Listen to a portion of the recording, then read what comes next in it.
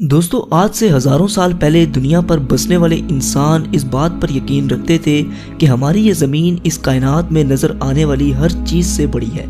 और ये भी माना जाता था कि सूरज और बाकी के सितारे ज़मीन के गिर्द चक्कर लगाते हैं। इस पर सवाल खड़ा करने वाले को कड़ी से कड़ी सज़ा सुना दी जाती थी, क्योंकि उनका ये मानना था कि इस पर सवाल उठाना गोया भगवान यानी खुदा को चैलेंज करना है। लेकिन वक्त के साथ साथ जैसे जैसे साइंस ने जन्म लिया तो हमें मालूम हुआ कि आखिर हमारी जगह इस कायनात में कहाँ है।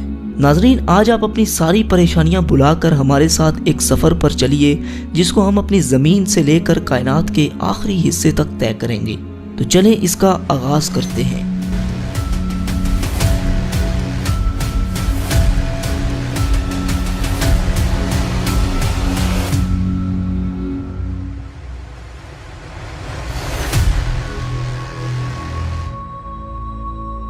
दोस्तों, अर्थ से करीबन 400 किलोमीटर ऊपर आने के बाद हमें कुछ ऐसा मंजर दिखाई देगा जहां पर इंटरनेशनल स्पेस स्टेशन अर्थ के गिर्द चक्कर लगा रहा है। ये इंसानों का स्पेस में बनाया गया सबसे बड़ा स्टेशन है, जिसे आपने कई हॉलीवुड मूवीज में भी देखा होगा। जमीन से आने वाले रॉकेट्स को स्पेस में अगर किसी इमरजेंसी का सामना करना पड़े तो ये इन्हें फ्यूल और बाकी चीजें प्रोवाइड करता है। आपको ये सुनकर हैरानी होगी कि इंटरनेशनल स्पेस स्टेशन करीबन 27,580 किलोमीटर फी घंटे की रफ्तार से जमीन के 24 घंटे में 16 चक्कर मुकम्मल कर लेता है। और अब हम लोग चांद पर पहुंच चुके हैं। चांद से आपको जमीन का नज़ारा कुछ ऐसा दिखाई देगा। चांद के सरफेस को देखकर ऐसा लगता है कि पिछले कई अरब सालों में इसने कई एस्ट्रॉइड्स की मार को झेला है। कहा जाता है कि आज से 4.5 अरब साल कबल हमारी जमीन से एक चांद जितना एस्ट्रॉइड टकराया था, और इस टक्कर से निकलने वाला मलबा आहिस्ता आहिस्ता जमा होकर हमारी चांद की शक्ल में आ गया। ये जो कदमों के निशानात आप देख रहे हैं, ये नील आर्मस्ट्रॉन्ग और उनके साथी के हैं, जो 1969 में चांद पर एक मिशन के लिए आए थे। और ये निशानात तब तक कायम रहेंगे जब तक चांद कायम है, और शायद हमारे खात्मे के बाद तक कायम रहे, क्योंकि चांद पर एटमॉस्फेयर मौजूद ही नहीं है। और अब हम लोग पहुंच चुके हैं जमीन से 61 मिलियन किलोमीटर दूर मौजूद एक खतरों से बड़े प्लेनेट पर, जिसका नाम है वीनस। कहा जाता है कि कई अरबों साल पहले वीनस पर भी पानी मौजूद हुआ करता था, और ये दिखने में भी हमारी जमीन की तरह ही हुआ करता था। लेकिन वक्त के साथ साथ यहाँ मौजूद पानी भाप बनता गया, जिससे एक अलग तरह का ग्रीन हाउस इफेक्ट पैदा हुआ। और आजकल यहाँ पर सल्फ्यूरिक एसिड की बारिश हो रही है, मतलब तेजाब की बारिश। यहाँ सूरज की रोशनी आती तो है मगर वापस नहीं जा सकती, जिसकी वजह से यहाँ का टेम्परेचर 470 डिग्री सेल्सियस होता है। आइए आपको इसके सरफेस की सैर करवाते हैं। दोस्तों, बस ये जो हाल आप देख रहे हैं, शायद फ्यूचर में कुछ ऐसा ही मंजर हमारी जमीन पर हो। अगर हमने ग्लोबल वार्मिंग को कंट्रोल ना किया तो बस फिर यही होगा हमारा फ्यूचर, जहां कुछ भी सरवाइव नहीं कर सकता। और अब हम लोग सूरज के सबसे करीब मौजूद प्लेनेट मरकरी पर आ चुके हैं, जो जमीन से 77 मिलियन किलोमीटर दूर है। यहाँ पर दिन को टेम्परेचर 400 डिग्री सेल्सियस होता है, जबकि रात को -170 डिग्री सेल्सियस तक गिर जाता है। और यह है सूरज, जो मरकरी से कुछ ऐसा दिखाई देता है, जिसकी वजह से सारे सोलर सिस्टम के प्लैनेट्स का एक अपना ऑर्बिट है, जिसकी ग्रेविटी से हमारा अर्थ और बाकी के प्लैनेट इसके गिर्द चक्कर लगाते हैं। हमारी जमीन से तकरीबन 150 मिलियन किलोमीटर दूर मौजूद ये सितारा इतना बड़ा है कि जिसमें न जाने कितने लाखों जमीनें समा सकती हैं। सूरज से निकलने वाली लपटें इतनी बड़ी होती हैं कि इसके सरफेस से हजारों किलोमीटर ऊपर तक चली जाती हैं। इसके करीब आज तक कोई भी नहीं पहुंच पाया, क्योंकि इसकी इतनी गर्माइश है कि कायनात की कोई भी चीज इसके करीब आते ही महज चंद ही माइक्रो सेकंड्स में पिघल जाएगी। चलिए अब अपने सफर को आगे बढ़ाते हैं और चलते हैं उस प्लेनेट पर जिसे लेकर वैज्ञानिक कुछ ज्यादा ही सीरियस हैं, यानी मार्स। जी हाँ, हम मार्स पर पहुंच चुके हैं। यहाँ की मिट्टी लाल रंग की है, जिसकी वजह से इसे रेड प्लेनेट भी कहा जाता है। जमीन के बाद अगर किसी और प्लेनेट पर जिंदगी की उम्मीद लगाई जाए तो मार्स का नाम ही निकलकर सामने आएगा। कहा जाता है कि माजी में यहाँ पर भी नदियाँ, समुंदर और झील हुआ करते थे। यही वजह है कि साइंटिस्ट फ्यूचर में यहाँ पर बस्तियां बसाने के बारे में सोच रहे हैं।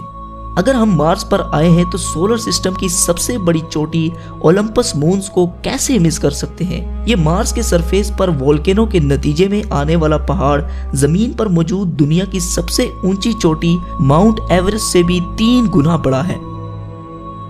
और अब इससे आगे का सफर थोड़ा खतरनाक होने वाला है, क्योंकि इससे आगे है एस्ट्रॉइड बेल्ट, जहाँ कई चट्टानें सूरज के गिर्द चक्कर लगा रही हैं। इस जगह पर इतनी बड़ी बड़ी चट्टानें भी हैं कि जिन पर आसानी से एक बड़ा शहर बसाया जा सकता है। ये सब एस्ट्रॉइड्स मिलकर एक प्लेनेट भी बना सकते थे, लेकिन हमारे सोलर सिस्टम की एक बहुत बड़ी पावर ने इन्हें रोके रखा, और वो पावर थी जुपिटर।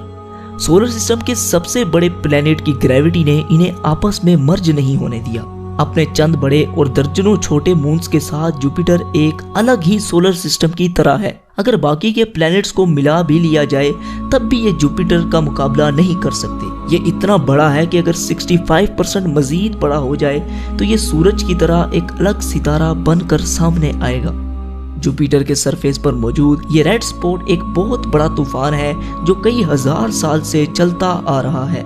ये धब्बा इतना बड़ा है कि इसमें 3 अर्थ समा सकते हैं। जुपिटर जमीन की तरह ठोस नहीं बल्कि एक गैसेस से भरा प्लेनेट है। अगर आप जुपिटर की सतह पर उतरेंगे तो इस पर खड़े नहीं हो सकते बल्कि इसके अंदर दसते चले जाएंगे। और अब हमारी अगली मंजिल है सैटर्न। सोलर सिस्टम का सबसे खूबसूरत प्लेनेट सैटर्न अपने शाही छल्लों की वजह से जाना जाता है, जो इसकी सतह से लाखों किलोमीटर ऊपर तक फैले हुए हैं। इस प्लेनेट को हमारे सोलर सिस्टम का ताज भी माना जाता है। करीबन 62 चांद सैटर्न का चक्कर लगाते हैं। इनमें टाइटन सबसे बड़ा और एक मशहूर चांद है। टाइटन का एक अपना एटमॉस्फेयर भी है और इसके सरफेस पर नदियां, समुंदर और झीलें भी मौजूद हैं, जो पानी के नहीं बल्कि नेचुरल गैस के हैं। बिल्कुल हमारे अर्थ की तरह नजर आने वाले इस चांद के बारे में अंदाजा लगाया जाता है कि जब कई अरब साल बाद सूरज एक रेड जायंट बन जाएगा तब टाइटन एक हैबिटेबल जोन में होगा, यानी टाइटन उस वक्त रहने के काबिल होगा। दोस्तों, हम बातों ही बातों में अपने घर से इतना दूर आ चुके हैं कि यहाँ से अर्थ कुछ ऐसा नजर आता है। इससे आगे है यूरेनस और नेपट्यून, जो हमारे अर्थ से कई बिलियन किलोमीटर दूर हैं। यही वजह है कि इनकी खोज टेलीस्कोप इजाद होने के बाद ही मुमकिन हो पाई। इन प्लैनेट से आगे है क्यूपर बेल्ट, जो पिछले एस्ट्रॉइड बेल्ट से 20 गुना चौड़ी और लगभग 200 गुना बड़ी है, जिसमें करोड़ों की तादाद में कॉमेट्स, पत्थर और बर्फ से बने ऑब्जेक्ट्स मौजूद हैं, और हमारा प्लूटो इन्हीं में से एक है। और अब हम इंटरस्टेलर स्पेस में दाखिल हो चुके हैं, जहां एक चीज ट्रेवल करती हुई दिखाई दे रही है, और वो है वॉयेजर 1 स्पेसक्राफ्ट। जी हाँ, आपको सुनकर हैरानी होगी, लेकिन इंसानों की बनाई गई ये वाहिद ऐसी चीज है जो सोलर सिस्टम से बाहर जा चुकी है। जमीन से तकरीबन 19 बिलियन किलोमीटर दूर जा चुके इस क्राफ्ट ने हमारे सोलर सिस्टम के कई राजों पर से पर्दा उठाया है। ये स्पेसक्राफ्ट तकरीबन 17 किलोमीटर फी सेकंड की रफ्तार से आगे बढ़ता चला जा रहा है। इसके बारे में हम आगे एक मुकम्मल वीडियो पर बात करेंगे। फिलहाल आगे बढ़ते हैं। दोस्तों, इस वक्त हम इतना दूर हैं कि यहाँ से सूरज एक छोटे से सितारे की तरह दिख रहा है। अर्थ पर सूरज की रोशनी तकरीबन 8 मिनट और 20 सेकंड में पहुंचती है, लेकिन यहाँ पर जहाँ इस वक्त हम मौजूद हैं, इस जगह सूरज की रोशनी पहुंचने में तकरीबन 1 साल लग जाता है। इससे आप अंदाजा लगा सकते हैं कि हम कितना दूर आ चुके हैं। यहाँ पर अरबों की तादाद में मौजूद कॉमेट्स इस बात को वाज़ेह करते हैं कि सूरज की ग्रेविटी अभी तक खत्म नहीं हुई। दोस्तों, कॉमेट्स का एक बहुत बड़ा बादल हमारे सोलर सिस्टम को घेरे हुए है, जिसे हम ओट क्लाउड कहते हैं। ये ओट क्लाउड खत्म होने के बाद सूरज की ग्रेविटी भी कमजोर पड़ जाती है, और अब हम जहाँ से गुजर रहे हैं यहाँ पर बिल्कुल अंधेरा छाया हुआ है। हम यहाँ पर अपनी आंखों से कुछ नहीं देख सकते, इसलिए यहाँ हमें देखने के लिए इंफ्रारेड विजन की जरूरत पड़ेगी। देखने पर यहाँ आपको अरबों की तादाद में तारे नजर आएंगे। वैसे तो हम बहुत दूर आ चुके हैं, लेकिन यूनिवर्स के मुकाबले में ये महज एक छोटा सा स्टेप है। लेकिन हम अपने करीबी सोलर सिस्टम की तरफ बढ़ते हैं, जिसका नाम है अल्फा सेंटोरी। यहाँ पर सूरज की किरणें 4 साल और 3 महीनों तक पहुँचती हैं।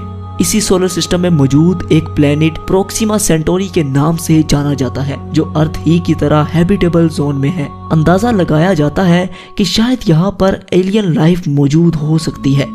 दोस्तों, ऐसे ही अरबों तारे हमारी मिल्की वे गैलेक्सी में मौजूद हैं, जिनकी सैर करना तो दूर की बात, इन्हें अपनी पूरी जिंदगी में गिनना भी लगभग नामुमकिन है। लिहाजा सफर को आगे बढ़ाने के लिए हम मिल्की वे गैलेक्सी से बाहर चलते हैं। ये है हमारी मिल्की वे गैलेक्सी, जिसमें न जाने कितने अरबों की तादाद में तारे मौजूद हैं, जिनमें से हमारा सूरज भी एक है।